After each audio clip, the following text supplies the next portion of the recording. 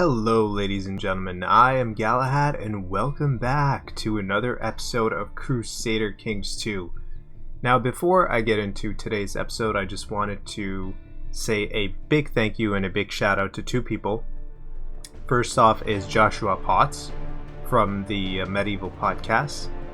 If you enjoy hearing medieval podcasts about medieval history, he does a fantastic job. He starts from basically the start of the Middle Ages and he's going in chronological order all throughout till the very end. You can catch his podcasts on all the major platforms, on Google Play, iTunes Store, and whatnot. And I will actually leave a link in the description below so that you can, after watching this video, you can go and click on his podcast and check it out. Thank you, Joshua Potts from Medieval Podcast.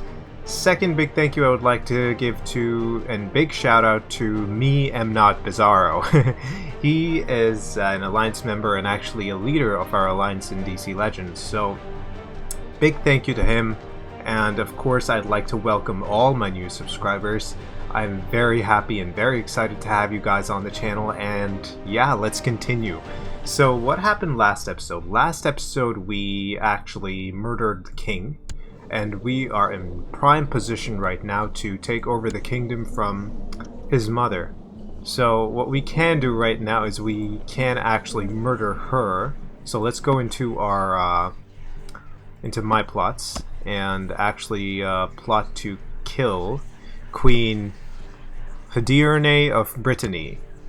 My queen, you have lived a long life, and unfortunately, it is time for you to step aside and have us inherit the throne. So let's just invite all these people to the plot real quick. We do have an army here besieging us, but we outnumber them by a significant amount. I don't know who's actually leading the army right now, but this guy to the south of us, he is a Norse pagan, and basically we want to recapture this land because this land is part of the kingdom of Brittany. So what we are going to do is leave our spy master there and have him basically plot and invite everybody else to the plot. So let's unpause real quick. Let's actually dismiss that for now. Fantastic. Everybody is joining our plot right now, and our plot power is going up by quite a substantial amount. There we go. So I don't think I need to spend any money right now for this because, I mean, she's not long for this world anyway. She's actually leading the army, wow.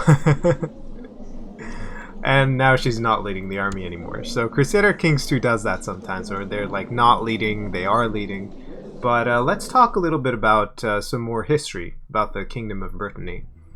So this land that you see right here on your screens, ladies and gentlemen, is it's been very sought over and fought over in the medieval time period.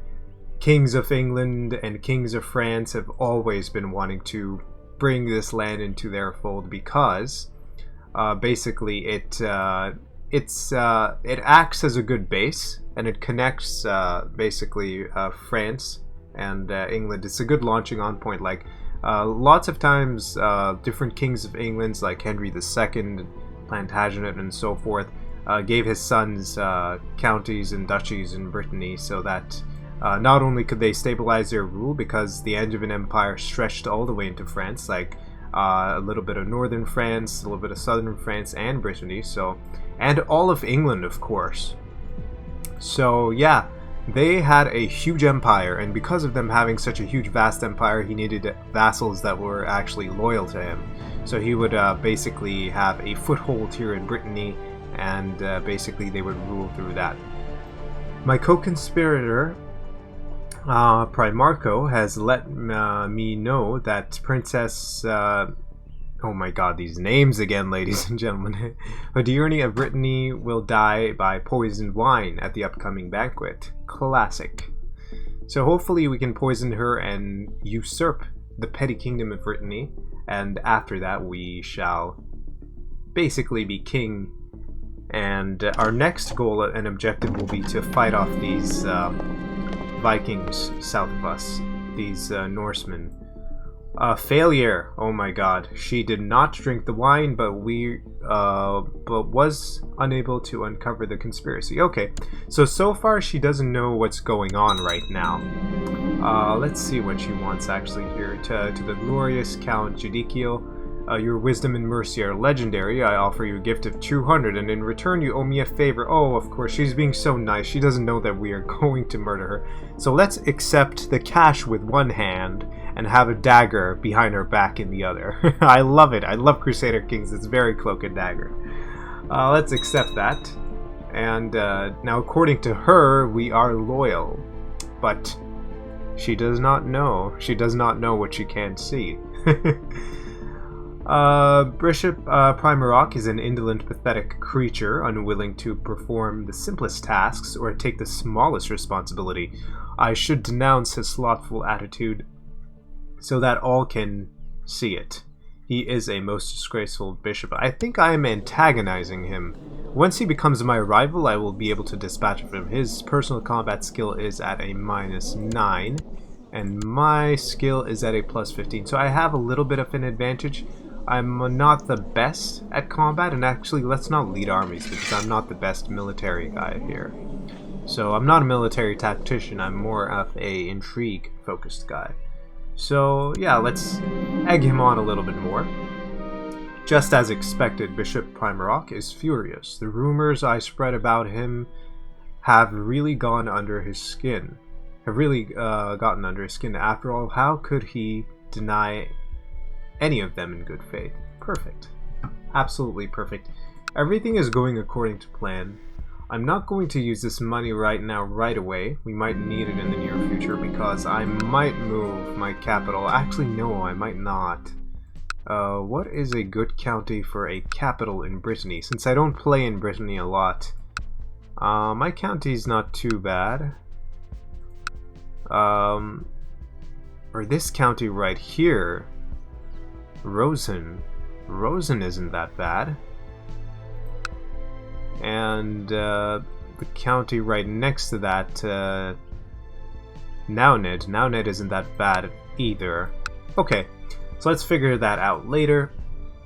For some time now, my wife, Countess Moronen, has been avoiding me. She has not visited my bedchamber for several weeks. When I have demanded to know why, she has given me nothing but feeble excuses. Today I overheard a couple of her servants gossiping. They said Marina has contacted syphilis. Oh no, my wife is sick. Not good at all. Severe illness, personal combat score -20, and health -1.0. I will show her that foul blasphemer what I do with traitors. Not very good. Or the poor thing, I'll do what I can for her. So let's choose that option. Let's actually take a look at what my character would do. I'm not deceitful, am I? No, but I am paranoid, so... poor thing, yeah, let's try to find a cure for her if we can. Primarach, my co-conspirator, has sent word that a massive pit of manure has been prepared under the floorboards of an abandoned inn on a path. Princess House De Rennes will travel with her escort. Once they are seated at a table, kaboom, approve of the plan. So hopefully she dies in a pit of manure, and that'll fix things.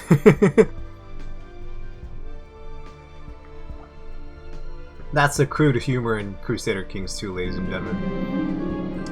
Success! Princess House De Rennes perishes in the manure explosion. There is no trace of my complicity to be found among the rebel. Okay. Okay, and we are king. Just like that, we are king. Now, succession is a very important and a very trying and difficult time in Crusader Kings because, as in reality, when kings assumed the throne or queens ascended to the throne in medieval times, a lot of the nobles and a lot of the vassals of the land were unsure of their rulers. So they basically... that's the time when a lot of these plots would happen and rebellions would be crushed and all this kind of uprisal and upheaval and unrest would go on in the realm. So to fix that, we just need to keep the game paused and make sure everything is he a commander? He's a commander, so let's not choose him. He has an intrigue of 11, so let's choose him as a spy master. And let's basically have people... what should we do with our... Let's actually have him have a better chancellor, why not? The mayor... Cathano. Cathano, you are the new chancellor. Congratulations on the promotion. Let me just actually pause this right here. Perform statecraft. Marshal, we need to change our marshal actually. He is not very good. You can be the new marshal. Please train troops. Let's actually move our capital, shall we? Well, let's actually keep this our capital for now, just for now. And our steward can... There's nobody better than you. Okay. Collect taxes, if you will, please, kind sir. And Guthrer is our spy master. He needs to study technology and somewhere right here. Constantinople, perfect. And you, my good man, court chaplain, can do what you're doing. He's improving, I believe, religious relations, from what I remember last time. Okay. So what we can do here is basically try and create some new vassals. What that will do is it'll lower our vassal count right here in our domain. So this has already been created. Another new vassal. Can't create that one. That's the main castle. It's already been created. Okay. Let me just sort this out real quick. That is totally fine. All of these people with these new... Okay. So I need to give out some land. So what I might be willing to do right now is... I am still at a war though, am I not? I declare war on him, and holy war. Nearby Germanic rulers might ask to join. Okay, I can do that, or I can probably do a border dispute, which the council will approve of. Let's take a look at our laws right now. It's agnatic, cognatic, gavelkind, so we need to fix that as soon as possible because we will lose some of our land on succession because we have more than one son. If we only had one son, then it wouldn't have been a problem. So let's give the county of Lyon to one of our vassals here. Let's make our chancellor actually grant him a landed title. There you go, buddy. You can have that county. And our marshal left. Let's actually make you the new marshal. 6 out of 4.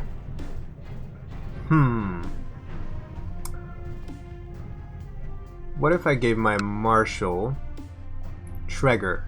I could give my marshal Treger.